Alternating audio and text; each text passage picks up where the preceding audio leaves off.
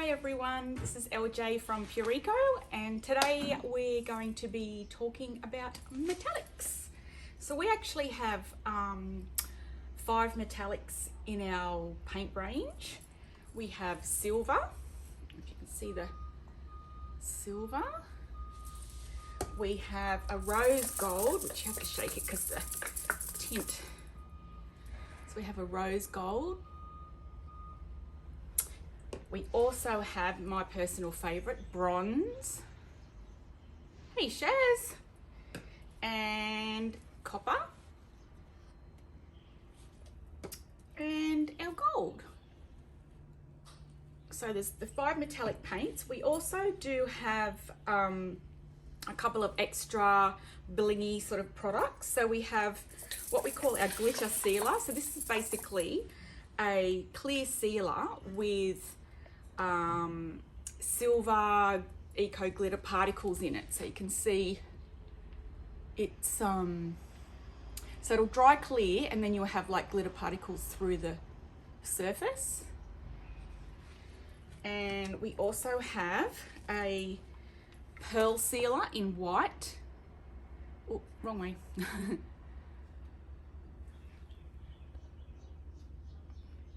There, pearl sealer in white. Sorry, one of our phones is low on charge. We're winning today. And then we have a black pearl sealer. And we also have a couple of waxes. So we have a white pearl wax, if you want to add a little bit of bling to your wax surfaces. And we also do a pewter. So this is like I guess an aged grey with a little bit of mica powder in it. Okay, so we'll get started. So basically with most metallic paints, they are translucent, so they don't have full opacity. Some do, but they're more oil-based paints rather than your water-based paints. So basically, most of the time when if you're doing like a whole piece in metallic, which not many people would do, you'd probably more be using it on highlights, hardware, that sort of thing. But you want to match a base coat with your metallic. So I've just pulled out a couple of our colors that go. So you can do, like, this is our iron bark. So you can do, oh, Arnie. It stopped again. Sorry, Instagram. There, it's back. So this is our iron bark. So it's a really nice soft grey, and you can use your silver over that, and you're more likely to get opacity, which I'll show you. Your rose gold is beautiful over the top of your pinks. So this is our new Protea and our petal. I like to use fawn underneath the bronze, but bronze is also really awesome over carbon and lead, like other dark colours. Copper, I would use brick. And for gold, I use our ochre. So that's what I've done today. So I've done 2 example pieces. So this is 2 and a bit, I think, coats of the gold over the top of 1 coat of ochre. And then also another way to use your metallic. So this is actually, it's only very slight, almost like a glaze over the top. So what I did to get that was I just used a damp sponge to apply the gold, sorry, the gold over the top, and it just gives you a little bit of a shimmer rather than your opaque sort of full gold. You can also use our metallics on hardware. So this is, I think, 2 coats, 2 and a bit. And this one I've just kind of dry brushed over the top. So you can see it just adds a little bit of dimension to your hardware as well. So I'll show you a couple of different applications. So I've just done 1 coat of ochre on these boards, and I'll show you the best way to try and get a nice smooth finish with your metallic, because they are notorious for being streaky and hard to work with. So I'll just pop them there. You've got that one down, Arnie? Okay, doke. So give it a good shake because the particles do sink to the bottom. And excuse me if I get my words mixed up a bit today. I've had a week of migraines and I'm usually a bit dopey, more dopey than normal after the day after. So forgive me if I'm rambling and more, you know, crazy than normal. So the trick to your metallics is make sure you load up your brush. With your metallics, you really want to be laying on your paint a nice amount of thickness, but also you've got to be careful not to work it too much and get dragged. Like, you'll know when you're painting it on and you start getting dragged, because that will pull like the mica and glitter particles away from the paint and you'll be able to see it. So what I do, I dip my brush in and I just like wipe one side. The other side I leave as is. Okay, and always paint in one direction. So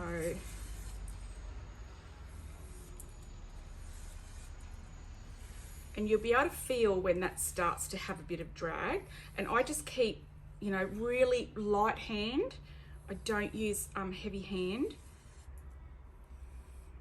And you're just going over. I don't know if you can see, it's really hard. The light's really horrid today. So there's your one coat.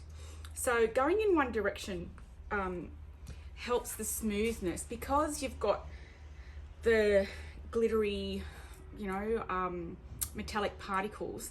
They're light reflective. So if you're going all different ways, the light's going to pick it up at all different angles and you'll be able to see every single brush mark. So if you go in one direction, then they're all consistent. So it cuts down the look of your brush strokes. You can, once it's dry, in between coats, also sometimes I use like a bit of steel wool to give it a bit of a sand, because you really don't want to sand it back and have bits where there's, what am I trying to say? Say if like you're distressing and you're pulling back some of the paint to the bottom surface, well, you don't want to do that with your metallic, because that, again, the light will pick that up and it will just look like sore thumb. It will stick out like a sore thumb. So you want to try and keep everything in one direction. I use not a wet brush, but a damp brush. And so again, all I do, I pick it up and I wipe one edge, and then again we're going in one direction. So you lay the paint down and then you're just pushing it in one direction. Hopefully you can see that. And so you can see how the yellow helps with the opacity underneath. But you can do all sorts of like cool things. Like the silver would look great over a purple, like periwinkle or the new jacaranda. Copper would look beautiful over sunset and summer. So you can mix it up a little bit. You don't have to use the exact colors I've recommended here.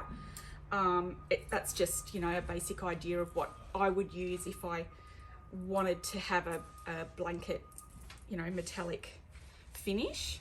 So that's how I apply my metallics, in one direction. Now you also got other options.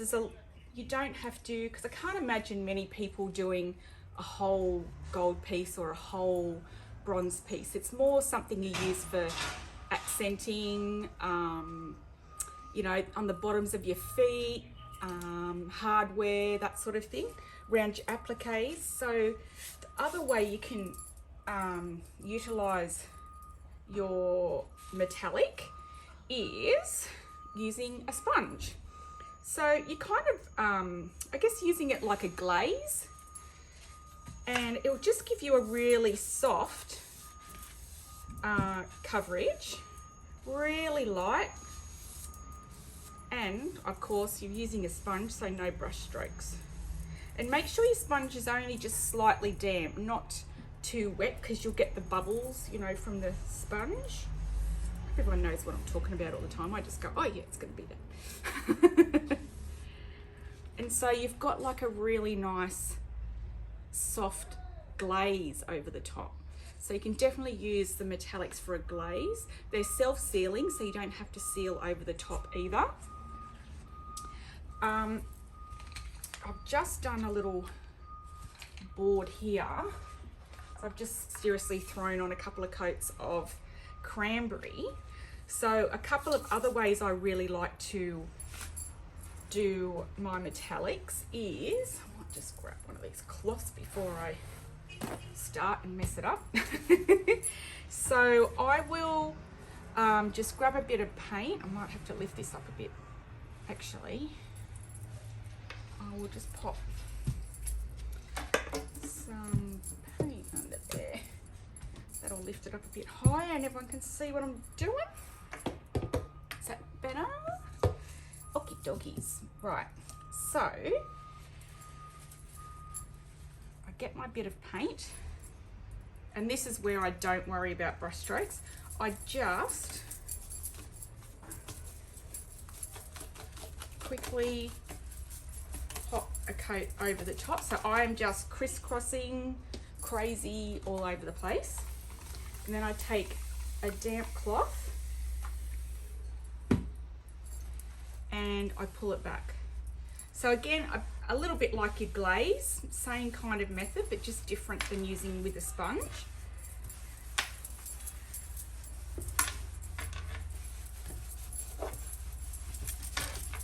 And that will just give you a really light cover over the top.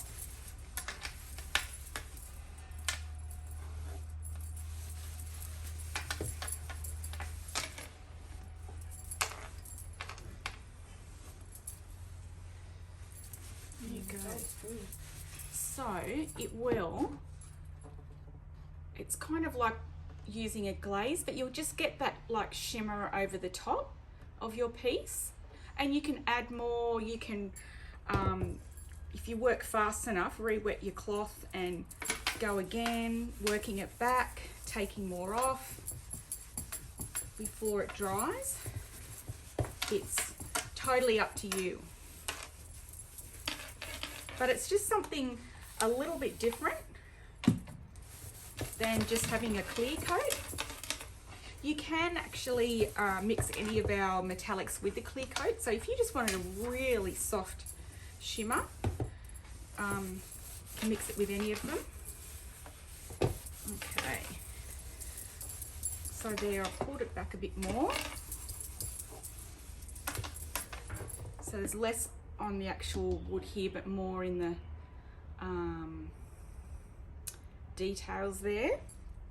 And then also dry brushing, my personal favorite. Love it. So then you just get a tiny bit on your brush. And I really love these really cheap chippy brushes for dry brushing. I think I get like a packet from Bunnings, I think $13, $16, and there's about 20 brushes in it. They're awesome. So then you've also got the option of dry brushing as well.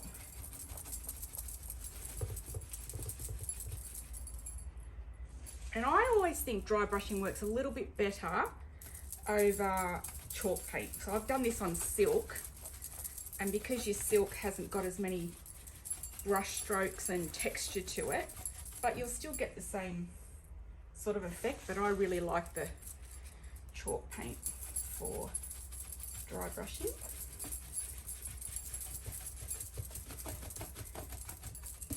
And don't be scared of metallics. There's something that'll add, you know, another dimension to your piece.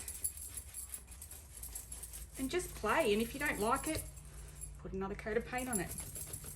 That's the fun thing about painting, is, you know, if it doesn't work out, you just do another coat.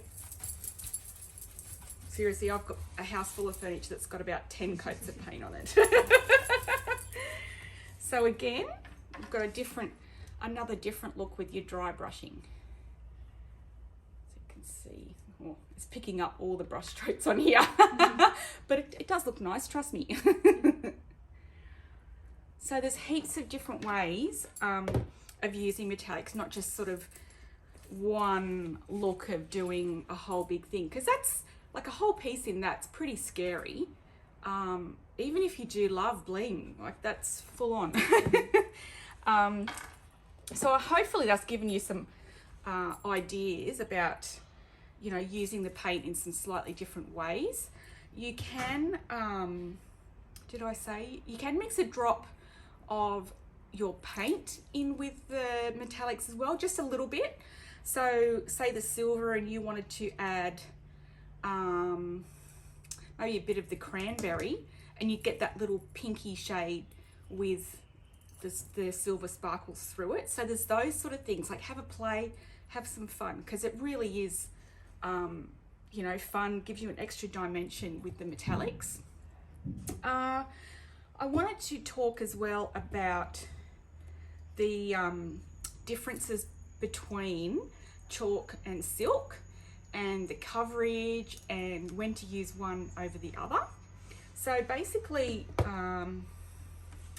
with your chalk finish, so that any of our jars that have the green, which is our sort of basic color, that's our chalk finish. So for me, I'm a chalk paint girl. I love texture, grungy, everything, like sticking multimedia, like I love that look. Don't have so much of it in my house, weirdly enough, but I really like that look. I find it's you know, really fun and creative. So that's what I would use chalk paint for. If you like adding dimension, like glazes, waxes, you know, dark waxing, distressing, that sort of thing, then the chalk paint is for you. That is what it's made for. If you are choosing the silk paint, so the silk has like a magenta color on the label. So basically with your silk, if you like, you know, a full clean look, you know, minimal brush strokes, sleek, simple looks like that, then go for your silk. If you're not looking to add, you just want the one color, bang, and it's perfect, then silk is for you. So it has a built-in top coat. I do recommend using our base and blocker or some sort of matte primer underneath, simply because your silk is silky, like it's got a bit of a sheen to it, a low sheen to it. So when I like to describe it in a couple of different ways. So say you have dry lips, okay, and you put lip gloss on there. Perfect, it's going to sit, because your dry lips have got something for that gloss to kind of stick to and adhere to, because they're dry, so they'll suck it in a bit and they'll grip. But if you then wanted to go and put lipstick over your lip gloss, it won't stay. You're going to chew it off in 2 minutes and it's not going to stick. It'll just slide around. You're not going to get coverage. It's not going to do its job. So that's kind of how I describe using your silk paint. Your chalk paint has got that matte, the chalk sort of components in it. So it's matte, it's absorbent, and it'll stick. So it's almost like a primer. So if you don't even have a primer at home and you've got some silk paint, just grab, if you've got some chalk paint, you can use that as a primer as well. So it just needs that little bit of grip to stick to. I know a lot of people use it without a primer, and I'm not saying that it won't stick. If you've done a scuff sand, you know, and it's got a bit of tooth, it'll still work. But for me, I like painting over the primer, and I think that's because I like painting with chalk paint and I like that bit of grippiness to it. So that's kind of how I describe and how to use each one. So it depends what kind of painter you are. It depends if you're, you know, lots of commission work and that sort of thing. Then the silk paint is amazing because you can just get this beautiful coverage, this beautiful finish, and you're done. I think if I was doing tops, I like to put an extra sealer on top, and you can do over the silk paint. Any of our clear sealers will work over the top of it, and that's just for extra. If you've got a high traffic piece, I would put a sealer on top just for your own peace of mind. And I will talk about colours as well. So a lot of people contact me about the coverage of our bright colours, and when I first started with Pureco, I wanted I love colour, so I wanted heaps of bright colours, and I developed my first 35 colours, and I did all this, and then testing them out and that sort of thing. In the silk range, the coverage on those brighter colours, you know, wasn't what I think people expect and that sort of thing. So, and I don't know if anyone has ever painted a red wall in their house. It's exactly the same thing. You will need to do like 7-8 coats to get that wall red.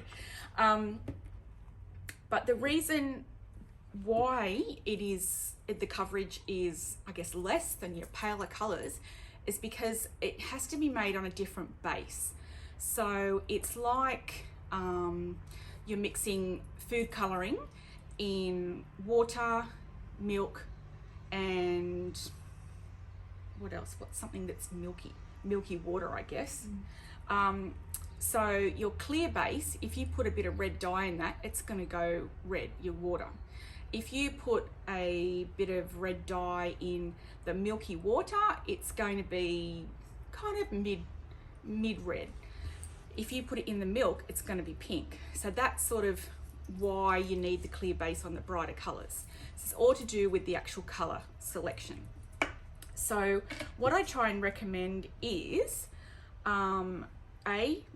you use your grey primer under your colours. The grey will help cut down on the coats, but also if you know, realistically, the amount of times you're going to paint in a bright colour is very minimal. So if you've got a customer and they go, I want my table to be cranberry. So I would recommend, you know, they want it in the silk finish, clean finish, and they want it red.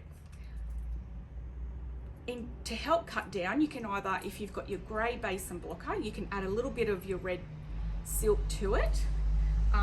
So that'll kind of tint the primer, so you'll have like a pinky shade, so that'll help. But also, if you have a red chalk paint or anything available, do like a single coat of your chalk paint underneath, and then you'll find you'll get the beautiful finish with less coats for your silk.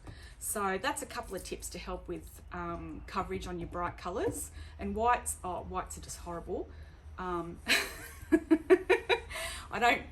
do not like, if I'm going to pick a white, I pick something like our cloud or seashell cotton that's got that little bit of tint in it to give it a little bit extra backbone to get coverage. Because if you're just using a snow pure white, it's actually just the white base, so it hasn't got any tint to sort of help it along. So the grey base will help with that. If you've got a dark piece and you're painting it white, you can cut down on coats by using the grey base, so that white's only trying to cover grey, it's not trying to cover walnut wood. So that will help as well. Anyone have any questions? I can see lots of people's watching. Can you see any? Nope. Oh, that's what we've got to do. Our giveaway from last week. So our giveaway from last week was our texture medium, our new texture finish, and it was, Iana? Drab to Fab. Drab to Fab. So thank you very much for sharing the video, and we'll give you a little message today and get your details and post a texture off. So today, if you share on this video on Instagram, Facebook. You go in the draw to win. What will we do? Maybe we'll do your choice of a metallic. Yeah. Yeah, so And a sponge. Oh, and a sponge. There you go. Arnie's just throwing it all out there. So please share this video, and you can win a metallic and a sponge. So have fun, do some experimenting with your metallics. They are really fun to have a play with. And please, if you have any questions, don't hesitate to contact me. If I don't answer, Iana will, and she knows as much as what I do about our products. So thank you for watching, and we'll see you next Wednesday. Thank you.